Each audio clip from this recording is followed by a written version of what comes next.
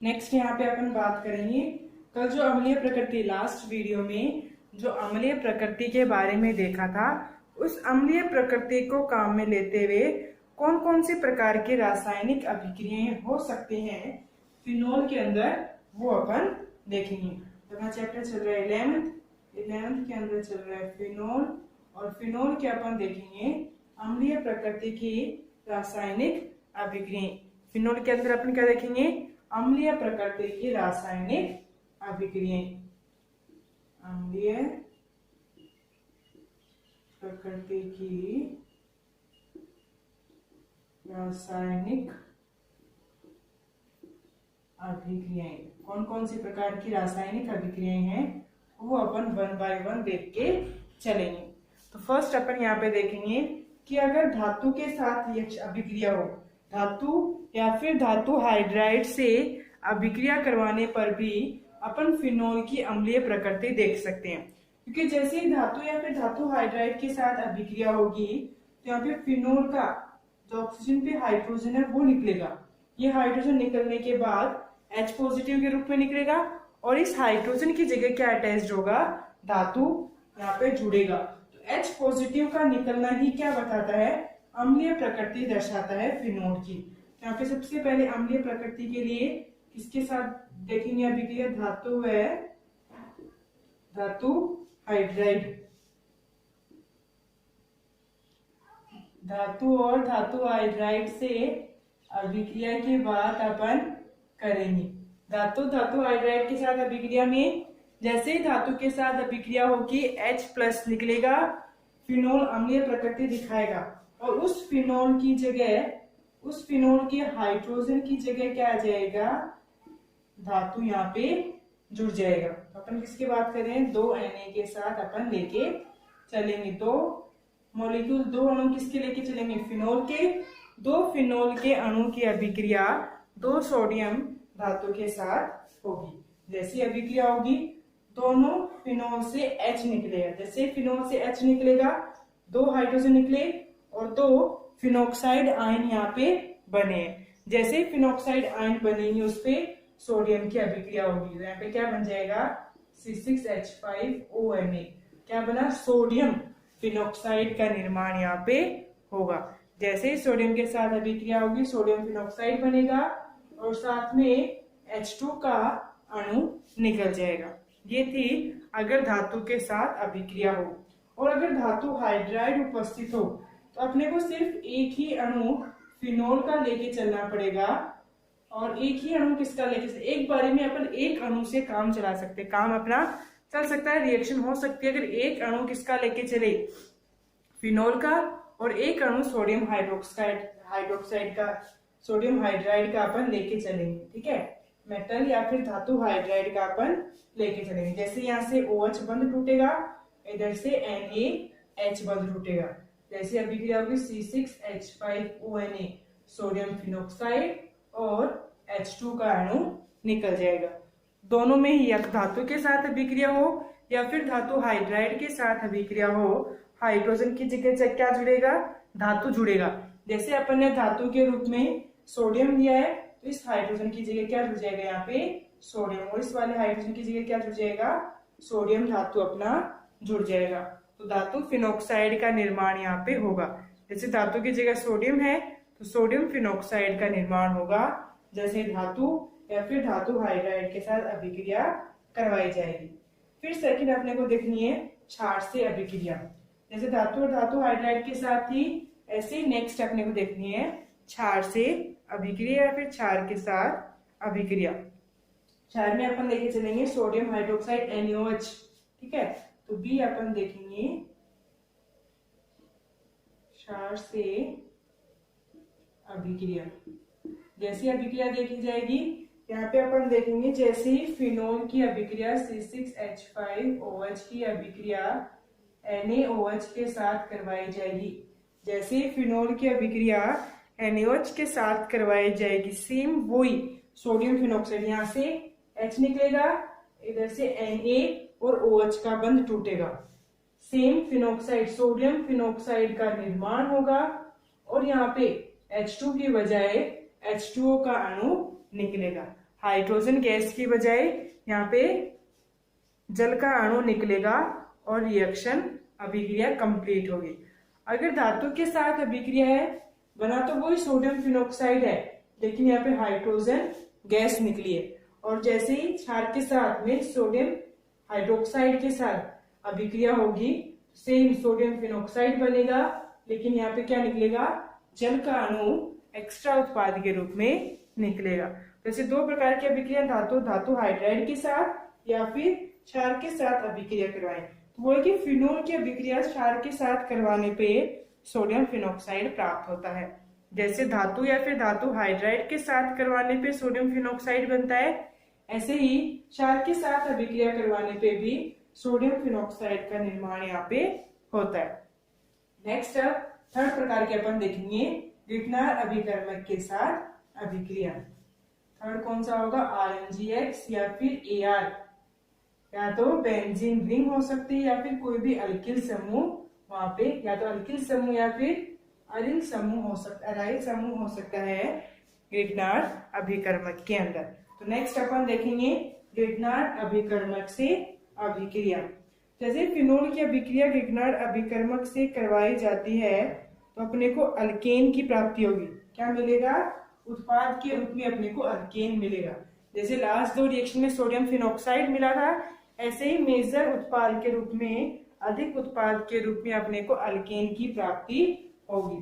तो जैसे ही थर्ड अपन देखेंगे ग्रिग्नार अभिकर्मक से अभिक्रिया। ग्रिग्नार अभिकर्मक से जैसे ही फिनोल C6H5OH, फिनोल के C6H5OH की अभिक्रिया जैसे ही RmGX के साथ होगी, जैसे RmGX के साथ होगी, यहाँ से OH बंध टूटेगा और इधर से R और मैग्नीशियम का बंध टूटेगा। जैसे बंध टूटेगा C6H5 फिनोल पे, फिनोल के ऑक्सीजन पे अटैच होगा, जुड़ेगा MgX और यहाँ पे RH अल्केन का निर्माण होगा। फिनोल पे तो फिनोक्साइड पे तो क्या जुड़ गया, मैग्नीशियम हैलाइड MgX जुड़ गया और यहाँ पे क्या रिलीज हो जाएगा, अल्केन एज ए मेजर उत्पाद के रूप में मिलेगा, लार्जर उत्पाद के रूप में मिलेगा C6H5। जैसे यहाँ पे अपन अल्काइल ग्रुप कोई भी ले सकते हैं, जैसे CH3 भी ले सकते हैं, C2H5 भी ले सकते हैं, या फिर C3H7, कोई भी समूह अपन लेके चल सकते हैं ग्रिग्नार अभिकर्मक में अल्किल समूह। तो जैसे ही मान लेते हैं अपन क्या लेके चल रहे हैं, CH3 लेके चल रहे हैं, ठीक है। तो जैसे ही C6H5OH फिनोल की अभिक्रिया CH3Mg और X की जगह अपन ने क्या ले लिया, कोई भी एक हैलोजन क्लोरीन ले लिया। यहाँ से बंध टूटेगा फिनोल के ऑक्सीजन और हाइड्रोजन से, और इधर से अल्किल समूह और मैग्नीशियम का बंध टूटेगा। जैसे ही अभिक्रिया होगी CH3 से CH4 मीथेन का निर्माण होगा, और साथ में क्या बोल सकते हैं, C6H5O MgX एक्स्ट्रा उत्पाद के रूप में इसका निर्माण होगा। तो अल्किल समूह या फिर हैलोजन, कोई भी अपन एक अल्किल समूह या फिर कोई भी एक हैलोजन अपन लेके चल सकते हैं ग्रिग्नार अभिकर्मक के अंदर। वैसे ग्रिग्नार अभिकर्मक पे किसका निर्माण होता है, अल्केन का निर्माण होगा। जैसे ग्रिग्नार अभिकर्मक और फिनोल की अभिक्रिया होगी। ये हो गई थर्ड प्रकार की अभिक्रिया। फिर नेक्स्ट अपने को देखना है जिंक के साथ अभिक्रिया। नेक्स्ट प्रकार के अपन क्या देखेंगे, जिंक के साथ अभिक्रिया। नेक्स्ट आ जाएगी Zn के साथ अभिक्रिया। जैसे जिंक के साथ अभिक्रिया होगी, फिनोल रिड्यूस्ड होके या फिर क्या बोलते हैं अपचयन होके किसमें परिवर्तित हो जाएगा, बेंजीन के अंदर परिवर्तित हो जाएगा। देखिए जैसे ही फिनोल की अभिक्रिया, बेंजीन पे OH समूह उपस्थित है, फिनोल की अभिक्रिया जिंक के साथ होगी। जैसे ही जिंक के साथ ताप किया जाएगा तो यहाँ से फिनोल से बेंजीन का निर्माण होगा और जिंक ऑक्साइड का निर्माण होगा। तो जैसे जिंक के साथ अभिक्रिया करवाई जाती है, फिनोल बेंजीन के अंदर परिवर्तित होता है। तो फिनोल को जिंक चूर्ण के साथ गर्म करने पर बेंजीन की प्राप्ति होती है। जिंक चूर्ण मतलब जिंक अपन पाउडर की फॉर्म में लेके चलेंगे, चूर्ण की फॉर्म में, चूर्ण के रूप में लेके चलेंगे जिंक को। जैसे ही ताप किया जाएगा फिनोल किस में परिवर्तित हो जाएगा, बेंजीन में परिवर्तित होगा। फिनोल से बेंजीन की प्राप्ति होगी जैसे जिंक के साथ अभिक्रिया करवाई जाएगी। नेक्स्ट बोल रहे हैं अमोनिया के साथ अभिक्रिया। जैसे जिंक ग्रिग्नार्ड अभिकर्मक के साथ अभिक्रिया हुई है, ऐसे अपन देखेंगे अमोनिया के साथ अभिक्रिया कि अमोनिया के साथ कैसे अभिक्रिया हो सकती है। तो फिफ्थ टाइप या फिर नेक्स्ट प्रकार अपन देख के चलेंगे अमोनिया के साथ अभिक्रिया। NH3 के साथ अभिक्रिया जैसे ही होगी वहां पे एनिलीन की प्राप्ति होगी। फिनोल की जैसे ही अभिक्रिया किसके साथ करके चलेंगे, अमोनिया के साथ, तो वहां पे एनिलीन की प्राप्ति होगी। अब देखेंगे एनिलीन की प्राप्ति कैसे होगी। देखिए जैसे ही फिनोल की अभिक्रिया निर्जलीय ZnCl2 की उपस्थिति में 573 केल्विन ताप पर अमोनिया से अभिक्रिया करवाने पर एनिलीन की प्राप्ति होती है। भाई जैसे ZnCl2 निर्जलीय ZnCl2 की उपस्थिति में अगर 573 केल्विन ताप पे अगर अभिक्रिया करवाई जाएगी तो अपने किसका निर्माण होगा, एनिलीन की प्राप्ति होगी एज ए उत्पाद के रूप में। अपन बोलेंगे यहाँ पे फिनोल लेके चलेंगे, फिनोल की अभिक्रिया जैसे ही NH2H ओवरऑल क्या बोल सकते हैं NH3, जैसे ही अमोनिया के साथ अभिक्रिया होगी फिनोल की किसकी उपस्थिति में, ZnCl2 की उपस्थिति में। कौन सा ZnCl2 बोल सकते हैं, निर्जल ZnCl2 की उपस्थिति में जैसे ही अभिक्रिया होगी या फिर ताप किया जाएगा 573 केल्विन ताप के ऊपर, कितना बोल सकते हैं 573 केल्विन ताप पे जैसे ही अभिक्रिया होगी ये जल का अणु यहाँ से निकल जाएगा। जैसे ही जल का अणु निकलेगा बेंजीन पे क्या जुड़ जाएगा, अमोनिया अमीन का, इसका अमोनिया का NH2 समूह जुड़ जाएगा। और अगर बेंजीन पे NH2 समूह उपस्थित होता है तो उसको बोला जाता है एनिलीन। तो जैसे ही फिनोल की अभिक्रिया अमोनिया के साथ होगी निर्जलीय ZnCl2 की उपस्थिति में 573 केल्विन पे ताप करने पे तो अपने को एनिलीन की प्राप्ति होगी। ये थी नेक्स्ट प्रकार की रासायनिक अभिक्रिया, इसकी फिनोल की रासायनिक अभिक्रिया के बारे में जो अम्लीय प्रकृति दर्शाता है। फिर नेक्स्ट अपने को बात करनी है PCl5 से अभिक्रिया। तो अब हम जैसे अपन पीछे करते आए हैं अलग अलग यौगिक की PCl5 के साथ, ऐसे ही इसमें भी PCl5 के साथ अभिक्रिया होगी। तो जैसे ही PCl5 के साथ अभिक्रिया अपन बोल सकते हैं, यहाँ पे अपन लेके चलेंगे फिनोल C6H5OH। PCl5 के साथ अभिक्रिया पे ऑक्सीजन के दोनों बंध टूटते हैं। चाहे कोई भी ग्रुप के साथ ऑक्सीजन के बंध उपस्थित हो, ऑक्सीजन के दोनों बंध टूटते हैं जैसे ही PCl5 के साथ अभिक्रिया होती है। तो यहाँ पे PCl5 अपन लेके सकते हैं PCl3 और ये Cl और ये Cl, ओवरऑल क्या आ जाएगा PCl5। बंध टूटेगा, ऑक्सीजन और बेंजीन का बंध टूटेगा, ऑक्सीजन हाइड्रोजन का बंध, बेंजीन क्लोरीन के साथ बंध बनाएगा और हाइड्रोजन भी किसके साथ बंध बनाएगा, क्लोरीन के साथ बंध बनाएगा। तो यहाँ पे क्या उत्पाद बनेगा, क्लोरोबेंजीन, बेंजीन पे क्लोरीन समूह जुड़ेगा, POCl3 बनेगा और HCl का निर्माण यहाँ पे होगा।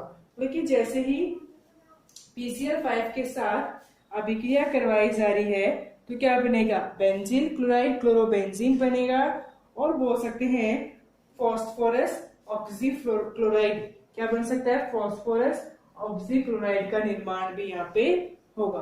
तो ये है जैसे ही फिनोल की अभिक्रिया PCl5 के साथ करवाई जाएगी। लेकिन अगर मालूम नॉर्मल मात्रा में, सामान्य मात्रा में अगर फिनोल लेके चल रहे हैं तब तो ये अभिक्रिया होगी। लेकिन अगर अधिक मात्रा में अपन फिनोल लेके चलेंगे, क्या लेके चलेंगे, फिनोल की मात्रा अगर अपन अधिक लेके चलेंगे तो यहाँ पे फिनोल किसके साथ अभिक्रिया दर्शाएगा, POCl3 के साथ भी अभिक्रिया कर सकता है। किसके साथ कर सकता है, POCl3 के साथ भी अभिक्रिया कर सकता है और ट्राइफेनिल फॉस्फेट का निर्माण करेगा। देखिए कैसे कि अगर फिनॉल एक्सेस मात्रा में, ज्यादा मात्रा में अगर अपन लेके चल रहे हैं तो फर्स्ट स्टेप पहले पद में निर्मित POCl3 के साथ भी अभिक्रिया कर सकता है।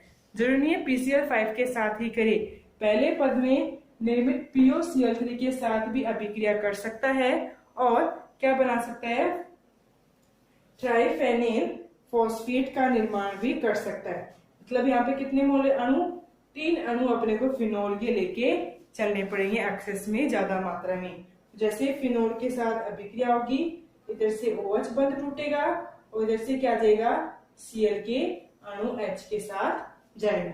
जैसे अभिक्रिया होगी C6H5 के 3 अणु और PO एक ऑलरेडी था, 3 ऑक्सीजन ये PO4 फॉस्फेट, तो ट्राइफेनिल फॉस्फेट का निर्माण होगा, साथ में 3 अणु HCl के निकलेंगे।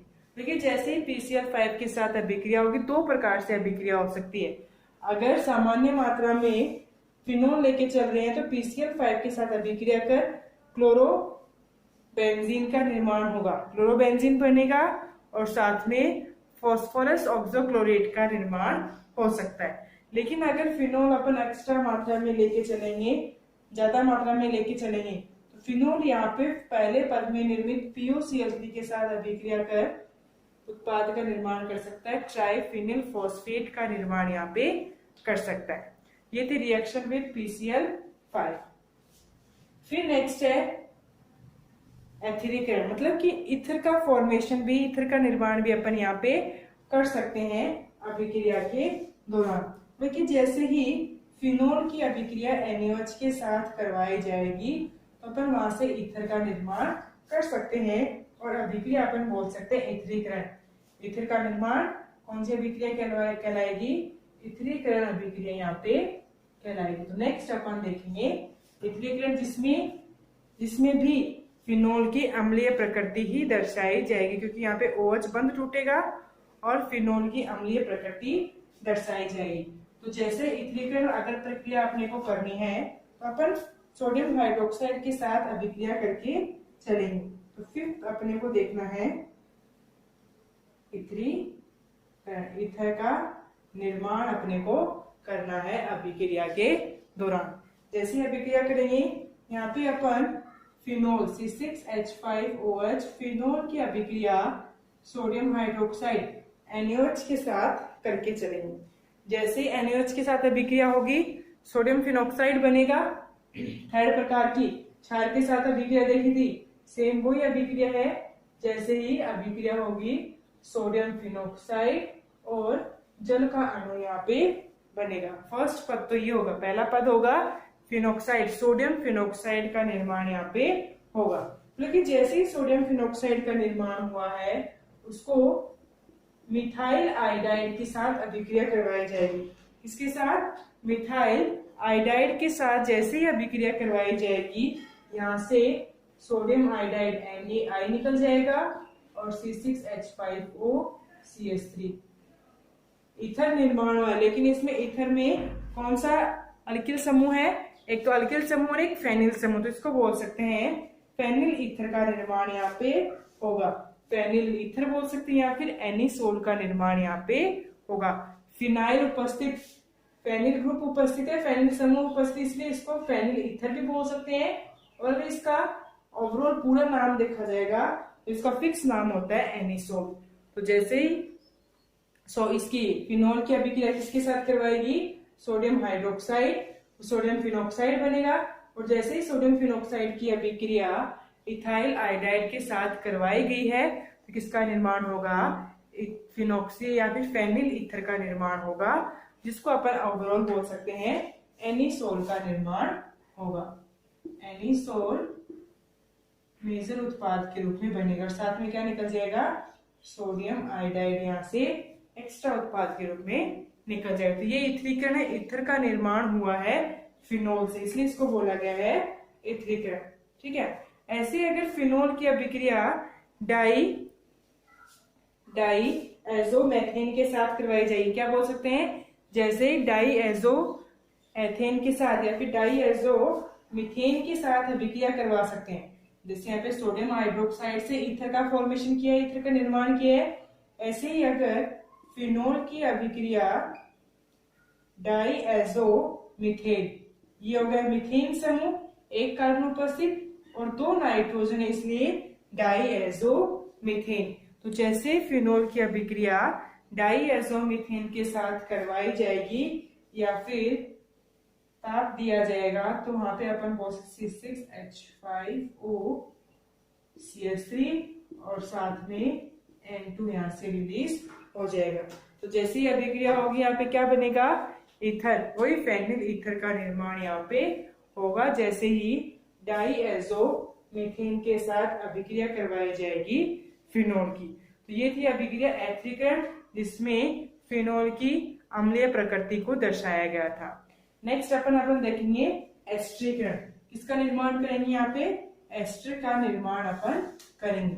3 प्रकार के यौगिक लेके अपन या फिर 3 प्रकार के अभिकारक लेके यहाँ पे किसका निर्माण करेंगे, एस्टर का निर्माण करेंगे, जिसको बोला गया है एस्टरीकरण। तो 6th टाइप है अम्लीय प्रकृति दर्शाने वाली रासायनिक अभिक्रिया, जिसको बोला गया है एस्टरीकरण।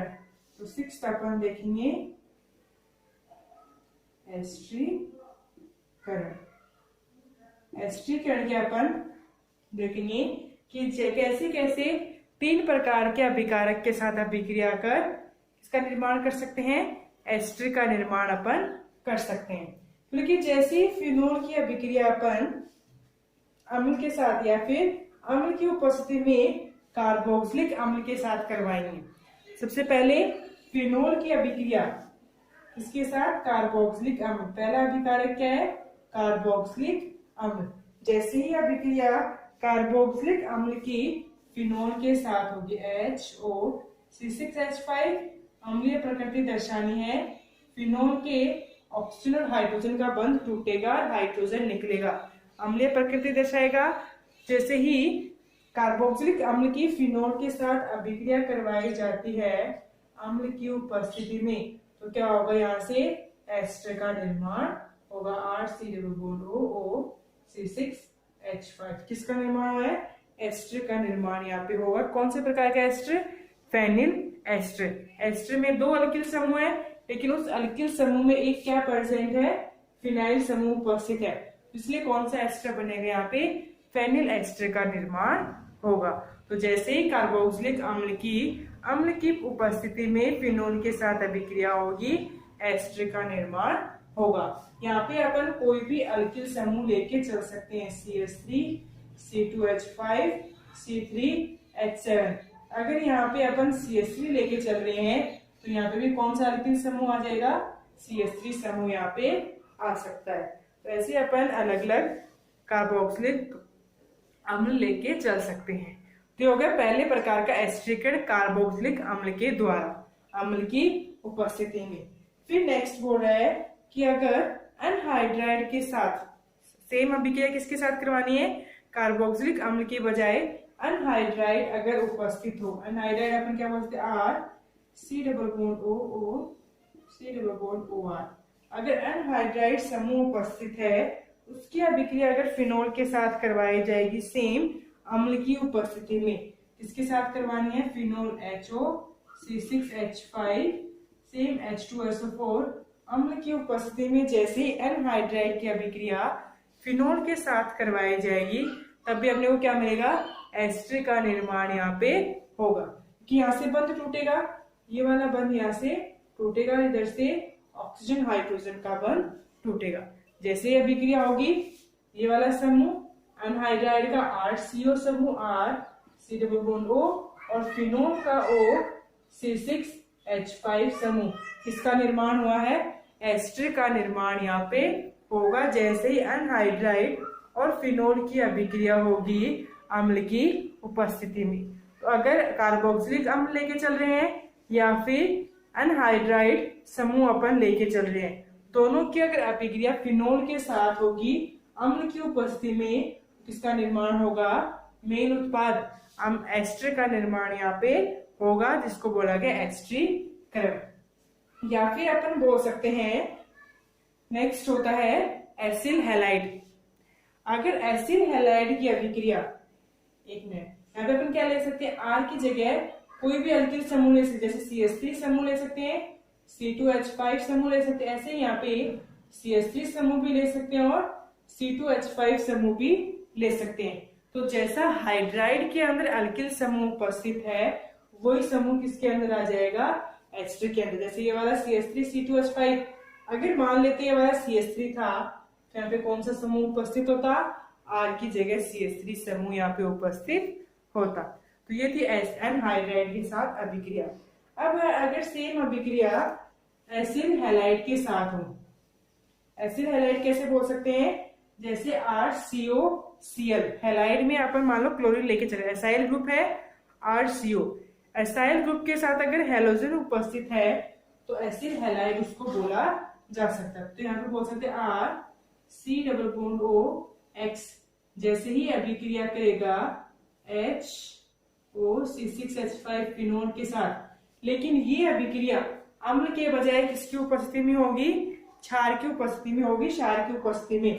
जैसे अपन यहाँ पे लेके चल रहे हैं पिरिडीन ऐसे क्षार के रूप में लेके चलेंगे, जैसे अभिक्रिया होगी HX निकल जाएगा RC≡OC6H5, एस्टर का निर्माण यहाँ पे होगा। तो तीन अभिकारक अपन लेके चल रहे हैं, एसिड एंड ये कार्बोक्सिलिक अम्ल, हाइड्राइड और हैलाइड के साथ जैसी अभिक्रिया होगी बेस की उपस्थिति में, क्षार की उपस्थिति में, किसका निर्माण होगा, यहाँ पे एस्टर का निर्माण होगा। यहाँ पे इनकी तरह कोई भी अल्किल समूह हो सकता है और कोई भी हैलोजन यहाँ पे उपस्थित हो सकता है एक्स की जगह, क्लोरीन, ब्रोमीन और आयोडीन हैलोजन, ये हैलोजन यहाँ पे उपस्थित हो सकते हैं। अगर स्टार्टिंग में यहाँ पे मान लो CH3 है, तो यहाँ पे कौन सा समूह आ जाएगा, CH3 समूह आ जाएगा, किसके अंदर, एस्टर के अंदर, और साथ में HX यहाँ से निकल जाएगा। अगर हैलोजन के रूप में क्लोरीन है तो HCl, हैलोजन के रूप में ब्रोमीन है तो HBr निकल जाएगा, और हैलोजन के रूप में आयोडीन है तो HI यहाँ से निकल जाएगा। तो ऐसे तीन प्रकार से अपन एस्टरीकरण करवा के एस्टर का निर्माण कर सकते हैं। ये थी 6 प्रकार की रासायनिक अभिक्रिया जिसमें अम्लीय प्रकृति दर्शाई गई है। अब 2 प्रकार की और देखनी है जिसमें अम्लीय प्रकृति दर्शाई जाती है। एक तो अपने को देखना है बेंजोइलीकरण, ठीक है, और एक अपने को देखना है ऑक्सीकरण। बेंजोइलीकरण में अपन बेंजोइल अलग अलग कंपाउंड के साथ बेंजोइल क्लोराइड के साथ अपन अभिक्रिया करेंगे। जैसे अपन बोल सकते हैं 7 प्रकार के अपने को देखनी है बेंजोइलीकरण। बेंजोइलीकरण अभिक्रिया के अंदर अपन देखेंगे कि जैसे फिनोल की अभिक्रिया बेंजोइल क्लोराइड के साथ करवाई जाएगी, जैसे ही फिनोल की अभिक्रिया बेंजोइल क्लोराइड के साथ करवाई जाएगी तो वहां पे अपन बोल सकते हैं फेनिल बेंजोइड अपने को प्राप्त होगा। क्या मिलेगा अपने को, फेनिल बेंजोइड की प्राप्ति अपने को होगी। तो जैसे ही C6H5OH, ठीक है, और साथ में अपन बोल सकते ClO C6H5 बेंजोइल क्लोराइड है, बेंजीन पे OCl ग्रुप, यहाँ से क्या होगा, OH बॉन्ड टूटेगा, बंध टूटेगा, और Cl यहाँ पे से निकल जाएगा, HCl निकल जाएगा, साथ में क्या बन जाएगा C6H5, फिर क्या होगा, ऑक्सीजन ग्रुप होंगे, एक सेकेंड, COCl, क्या होगा यहाँ पे फिनोल के साथ C6H5OH, benzoyl chloride C6H5 C≡OCl यहाँ पे उपस्थित होगा। बेंजोइल क्लोराइड, बेंजोइलिक कार्बन पे क्लोरीन, तो क्या हो जाएगा यहाँ पे बेंजोइल क्लोराइड के साथ जैसे ही अभिक्रिया होगी ऐसे क्या निकलेगा, HCl का मॉलिक्यूल निकलेगा, और HCl मॉलिक्यूल निकलने से C6H5O C≡C6H5 का निर्माण होगा। बेंजोइल फेनिल बेंजोइड का निर्माण यहाँ पे होगा। ये हो जाएगा फेनिल ग्रुप और ये हो जाएगा बेंजोइड। तो फेनिल बेंजोइड का निर्माण होगा जैसे ही फिनोल की रिएक्शन बेंजोइल क्लोराइड के साथ होगी। फिर लास्ट अपन देख सकते हैं ऑक्सीकरण। ऑक्सीकरण है इंपॉर्टेंट रिएक्शन बोल सकते हैं। It's type chemical reaction which shows the, जो क्या दिखाती है, अम्लीय प्रकृति दर्शाती है। 7th प्रकार की अभिक्रिया अपन देखेंगे तो क्या दर्शाती है, अम्लीय प्रकृति दर्शाती है। इसको बोल सकते हैं अपन ऑक्सीकरण। ऑक्सीकरण के अपन देखें किसका निर्माण होगा। बोला कि जैसे ही फिनोल की अभिक्रिया क्यूप्रेट क्लोराइड की, क्या बोल सकते हैं, सॉरी क्यूप्रेट नहीं, क्रोमियम क्लोराइड की उपस्थिति में जैसे ही अभिक्रिया होगी तो वहां पे नया उत्पाद बनेगा। नया उत्पाद कैसे बन सकता है वो अपन देखेंगे। जैसे इधर अभिक्रिया होगी, ऑक्सीजन अपने बंध के इलेक्ट्रॉन ले लेगा, H पॉजिटिव निकाल देगा। इस कार्बन पे बॉन्ड बढ़ेंगे, बंध बढ़ेंगे, जिसकी वजह से क्या करेगा, ये नेक्स्ट वाला बंध नए कार्बन को ट्रांसफर कर देगा और इधर से ये हाइड्रोजन को इधर ट्रांसफर हो जाएगा। हाइड्रोजन की जगह फिर अपन देखेंगे क्या यहाँ पे जुड़ेगा वो अपन देखेंगे। तो जैसे ही क्रोमिल क्लोराइड की उपस्थिति में अभिक्रिया होगी Cr2 की उपस्थिति में जैसे अभिक्रिया होगी, अपन क्या बोल सकते हैं, H2SO4 के साथ अभिक्रिया में यहाँ पे दोनों अपनी अपनी पैरा पोजीशन पे क्या आ जाएंगे, डबल बॉन्ड ऑक्सीजन यहाँ पे आ जाएगा, जिसको अपन बोलते हैं बेंजोक्विनोल का निर्माण यहाँ पे होगा। बेंजोक्विनोल भी कौन सा है, पैरा बेंजोक्विनोल, क्योंकि दोनों डबल बॉन्ड ऑक्सीजन कहाँ उपस्थित है, द्विबंध ऑक्सीजन कहाँ उपस्थित है, पैरा पोजीशन पे। तो अपन बोल सकते हैं पैरा बेंजोक्विनोल का निर्माण यहाँ पे होगा जैसे ऑक्सीकरण देखा जाएगा क्रोमिल क्लोराइड की उपस्थिति में। तो ये थी 8 प्रकार की अम्लीय प्रकृति दर्शाने वाले रासायनिक अभिक्रिया। और नेक्स्ट फिर अपन देखेंगे नेक्स्ट क्लास में बेंजीन विलय की अभिक्रिया। बेंजीन विलय, जो बेंजीन रिंग होती है फिनोल में, ये तो है हाइड्रोक्सी समूह, फिनोल समूह, और इस बेंजीन समूह की कौन कौन सी प्रकार की रासायनिक अभिक्रियाएं हो सकती हैं वो अपन देखेंगे नेक्स्ट क्लास में।